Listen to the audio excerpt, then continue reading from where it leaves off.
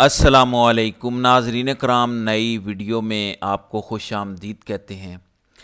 Company بہت کچھ سنسٹر plan کر رہی ہے۔ میں آپ کو آگاہ کرنا چاہتا ہوں کہ صورتحال بالکل بھی اچھی نہیں ہے۔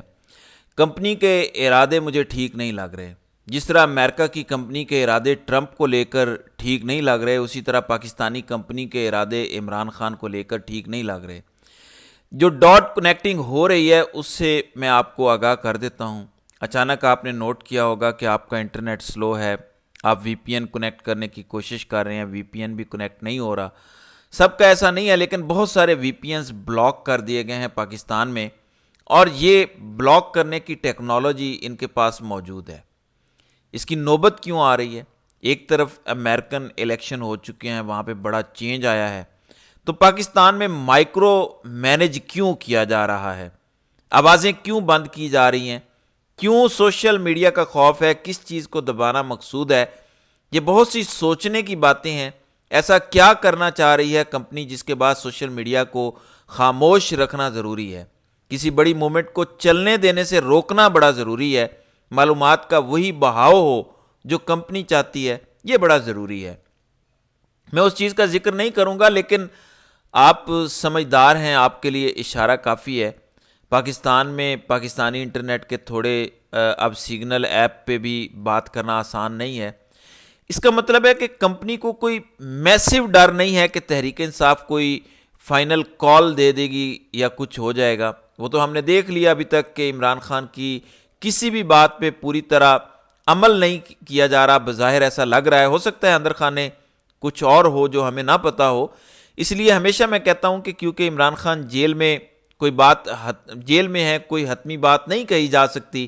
دو تین قسم کے پلان ہو سکتے ہیں، وہ ایٹ دا سیم ٹائم کام کر رہے ہو سکتا ہے، لیکن اصل یہ ہے کہ ایسا کیا کمپنی خطرناک کرنا چاہتی ہے کہ اس کو سوشل میڈیا اور انٹرنیٹ کے بہاؤ کو روکنا ہے۔ یہ اصل چیز ہے، اس پہ غور کریں، آپ کو بات سمجھ آ جائے گی۔ پھر شہباز شریف بھاگا بھاگا سعودی عرب جا رہا ہے، وہاں پہ چلیں عرب سمٹ ہو رہی ہے یا جو بھی ہو رہا ہے، لیکن یہ کیوں بار بار جا رہے ہیں؟ اس کے پیچھے اصل کہانی کچھ اور ہے۔ وہ خبر میں نے پڑھی ٹریبیون کی، شہباز رانا کی وہاں پہ خبر ہے، جس میں وہ کہتے ہیں کہ پاکستان کی ایکسٹرنل فائنینسنگ میں $2.5 ارب کا گیپ آ رہا ہے۔ سعودی عرب نے ابھی تک ہمیں ڈیفرمنٹ پر تیل دینے کا معاہدہ نہیں کیا، وہ ابھی تک نہیں کر رہے۔ ہمارے بادشاہ سلامت بھی کئی دفعہ جا چکے ہیں، شہباز شریف بھی کئی چکر لگا چکے ہیں۔ اس کے علاوہ پاکستان کمرشل قرضے بھی لے رہا ہے۔ چین نے ابھی تک $3 ارب قرضہ بھی رول اوور نہیں کیا۔ وہ رول اوور ہوگا تو باقی ہماری ایکسٹرنل فائنینسنگ سٹیبل ہوگی۔ ابھی تک چین نے اس کا کوئی بھی اظہار نہیں کیا کہ وہ رول اوور کر رہے ہیں یا نہیں کر رہے، تو پاکستان کو کوئی بھی دوست ملک پیسے دینے کے لیے تیار نہیں ہے۔ تو اس سلسلے میں بھی یہ چکر ہو سکتا ہے، اور ظاہر ہے کہ بار بار جو یہاں سے لوگ جا رہے ہیں، محمد بن سلمان کا ٹرمپ سے ان کی فیملی سے کنیکشن استعمال کر کے رابطے سٹارٹ کرنا چاہتے ہیں۔ پھر محیط پیرزادہ نے ایک بات کی ہے، ویسے ہیں تو یہ ڈفر ہی، لیکن اتنے بھی ڈفر کیسے ہو سکتے ہیں؟ مائک پومپیو ٹرمپ کی حکومت کے دوران ٹرمپ کے خلاف سازشیں کر رہا تھا، اور ٹرمپ کو یہ بات پتہ تھی۔ ان 4 سالوں میں اس نے ٹرمپ کے خلاف مزید سازشیں کی پارٹی کے اندر، تو یہ تو سوال ہی پیدا نہیں ہوتا کہ ٹرمپ پومپیو کو کچھ بنانے لگا ہے۔ بہرحال اگر ہمارے ڈفرز نے یہ سوچا اور اس کے ذریعے کچھ کرنے کی کوشش کی تو وہ ناکام ہو گیا۔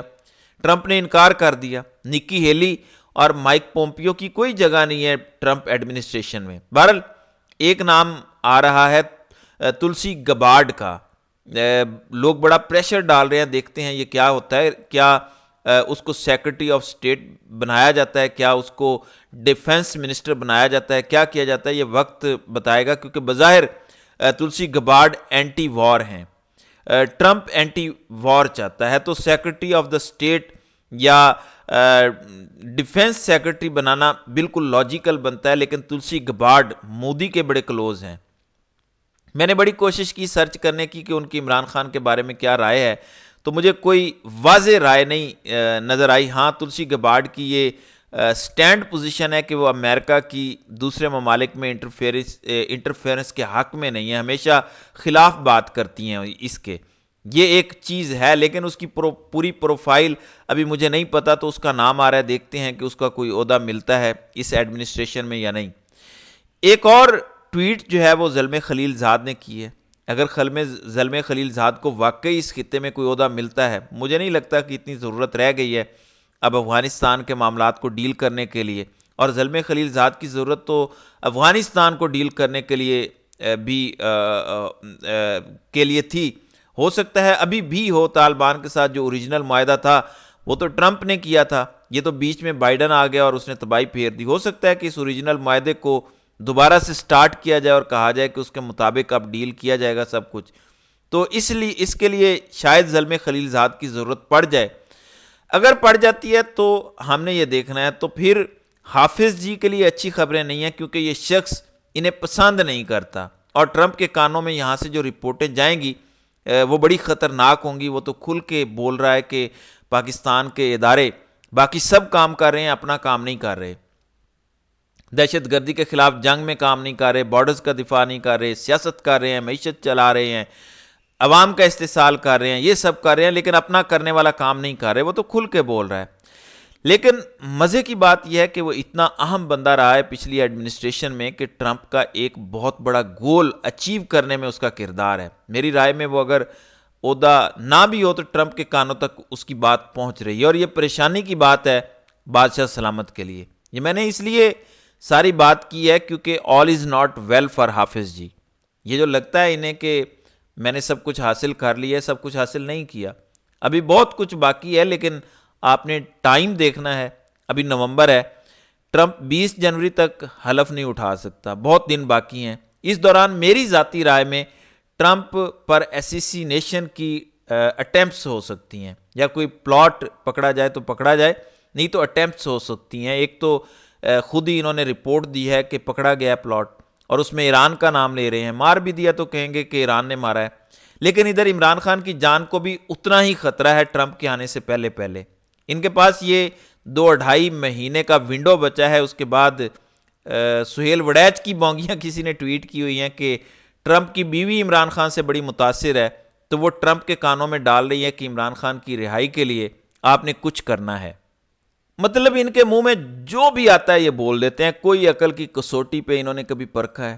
یہ عمران خان کو چھوٹا دکھانے کے لیے کہتے کیا ہیں کہ جج جو ساتھ دے رہے ہیں ان کی بیویوں نے کہا ہوگا ججوں کو جا کے کہ ریلیف دو عمران خان کو۔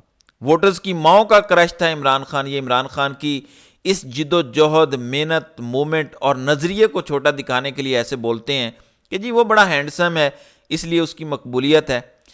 عمران خان کا ہینڈسم ہونا اس کی لاسٹ کوالٹی ہے۔ اس کی پہلی کوالٹی ہے کہ وہ ایماندار ہے، سچ بولتا ہے اپنی عوام کے ساتھ، اور اس کا ایک نظریہ ہے جس پہ وہ ڈٹ جانا جانتا ہے۔ وہ بہادر ہے، لیکن یہ اس کو چھوٹا دکھانے کے لیے ہمیشہ یہ سب کہتے ہیں۔ در حقیقت ایسی باتیں کر کے یہ اپنی ماؤں بہنوں کی بھی بے عزتی کرتے ہیں، قوم کی ماؤں بہنوں کی بھی بے عزتی کر رہے ہوتے ہیں، اور عمران خان کی جد و جہد کو بھی چھوٹا دکھانے کی کوشش کرتے ہیں، لیکن یہ سب منہ کی کھائیں گے، کیونکہ پھر وہی بات آ جاتی ہے، جس بندے نے ڈٹ جانا ہے اور جس کو خدا نہ خواستہ کمپنی اگر مار دینے کی کوشش کرتی ہے یا مار دیتی ہے اپنی قید میں، یہ کمپنی نے بھی اسیسمنٹ کی ہوئی ہے کہ یہاں سے واپسی کا کوئی رستہ نہیں بچے گا۔